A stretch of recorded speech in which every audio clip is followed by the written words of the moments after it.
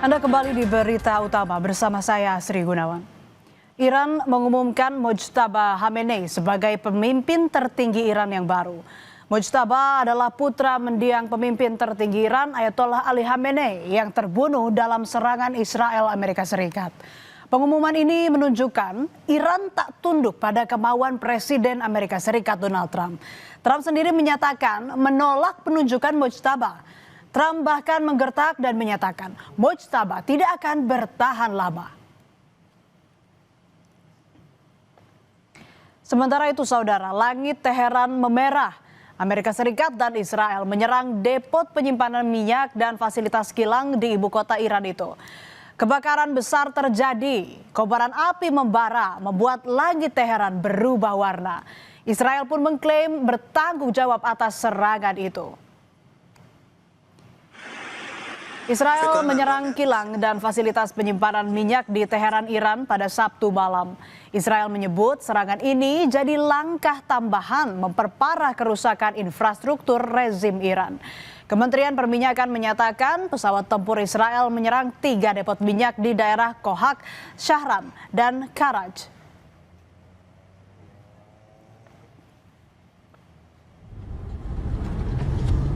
Rekaman saksi mata yang dirilis pada hari Minggu waktu setempat menunjukkan kobaran api besar yang membakar depot bahan bakar Aqda Sheh di ibu kota Iran. Kantor berita lokal mengutip Kementerian Perminyakan Iran yang mengatakan bahwa depot bahan bakar terkena serangan di 3 wilayah.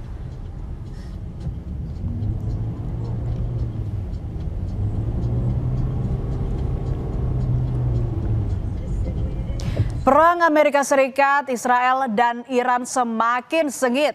Aksi saling serang ketiga negara meluas di Timur Tengah. Iran menyerang sejumlah pangkalan militer Amerika yang berada di Timur Tengah, sementara Amerika Serikat Israel menyerang sejumlah titik strategis di jantung Iran. Asap mengepul dari sebuah gedung di Dubai, Uni Emirat Arab. Diduga gedung ini terkena serangan balasan dari Iran.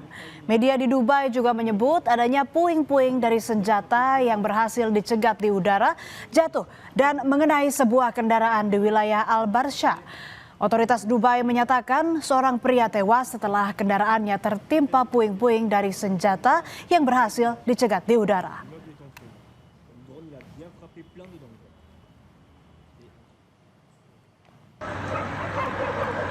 Jumat lalu, 2 drone menyerang infrastruktur energi dan fasilitas kontraktor Amerika Serikat di Basrah, Irak. Serangan ini memicu kebakaran di fasilitas yang terkait dengan perusahaan jasa energi Amerika Serikat. Serangan ini terjadi di tengah serangkaian insiden drone dan rudal di seluruh Irak, termasuk serangan terhadap ladang minyak dan kargo Bandara Internasional Basra.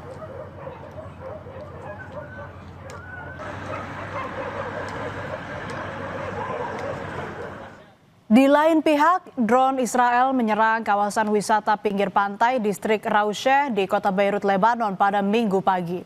Serangan ini menghantam sejumlah bangunan komersial, salah satunya sebuah hotel. Israel berdalih serangan ke Lebanon ini menargetkan komandan kunci dari Garda Revolusi Iran yang beroperasi di Beirut, Lebanon. كنا نايمين وطلع دبداوية حسيناها عنا بالأوضة يعني صراحة فالعالم كلها على بعضها بتعرف تلبكت شوية تعمل العالم ليه فتحوا لنا المخرج اللي لازم ننزل منه ونزلنا كلنا. Militer Israel juga menyerang kota Tir di Lebanon Selatan. 3 bangunan utama rata dengan tanah, termasuk pusat kedokteran gigi dan kosmetik di kota itu. Militer Israel menyatakan infrastruktur militer Hizbullah jadi target karena diduga kembali membangun kekuatan di wilayah tersebut.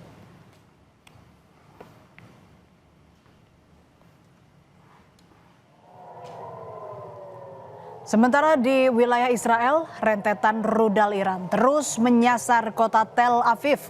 Sistem pertahanan udara Israel mencegat beberapa rudal.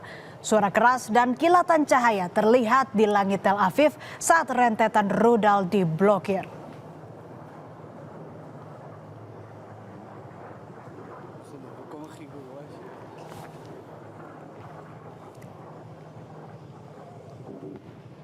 Intelijen Amerika Serikat menyebut Iran masih mampu mengakses cadangan uranium untuk senjata nuklir. Presiden Amerika Donald Trump mengatakan opsi pengerahan pasukan darat masih terbuka untuk mengamankan material nuklir tersebut. Presiden Amerika Serikat Donald Trump saat berbicara kepada wartawan di atas Air Force One, saudara, pada Sabtu lalu mengatakan opsi pengerahan pasukan darat masih terbuka untuk mengamankan material nuklir tersebut. Meski tidak akan melakukannya sekarang, Trump menambahkan bahwa pertahanan Iran perlu dilemahkan terlebih dahulu sebelum langkah mengirim pasukan darat dipertimbangkan. What are the circumstances where you'd send in ground troops? How are you thinking about that? I don't even want to talk about it now. I mean, that's. I don't think it's an appropriate question. You know, I'm not going to answer it. Could there be? Possibly, for very good reason. Have to be very good reason. And I would say if we ever did that, they would be so decimated that they wouldn't be able to fight at the ground level. Don't you need ground troops to secure the enriched uranium at the nuclear sites? We'll find out about that. We haven't talked about it, but it was a total obliteration. They haven't been able to get to it. And at some point, maybe we will. You know, that would be a great thing. But right now, we're just decimating them. Sementara itu, Menteri Luar Negeri Iran Abbas Araghchi menegaskan tidak ingin bernegosiasi lagi dengan Amerika Serikat. Araghchi bilang Iran 2 kali bernegosiasi dengan Amerika, namun di tengah negosiasi, Amerika dan Israel selalu menyerang Iran. Diplomat Iran ini juga menyatakan Iran lebih siap menghadapi perang kali ini dibandingkan serangan pertama pada Juni tahun lalu. Iran bahkan siap menghadapi berbagai kemungkinan lain termasuk serangan darat Amerika.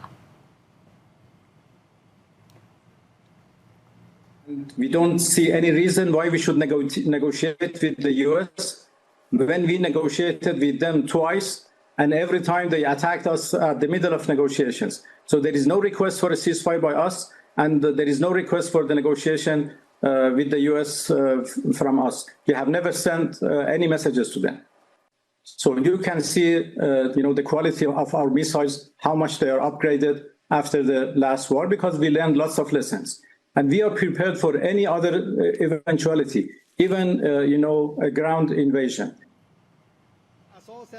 Di tengah perang yang semakin sengit, televisi nasional Iran mengumumkan Mojtaba Khamenei sebagai pemimpin tertinggi Iran menggantikan ayahnya, Ayatollah Ali Khamenei yang terbunuh dalam serangan gabungan Amerika Serikat Israel.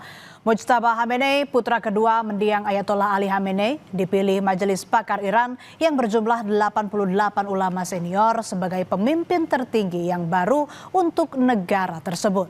Ia akan menjabat sebagai panglima tertinggi militer dan garda revolusi paramiliter yang berpengaruh.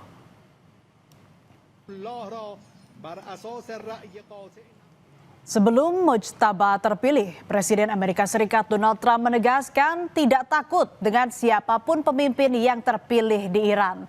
Trump memastikan pemimpin baru Iran tidak akan bertahan lama tanpa persetujuan Amerika Serikat.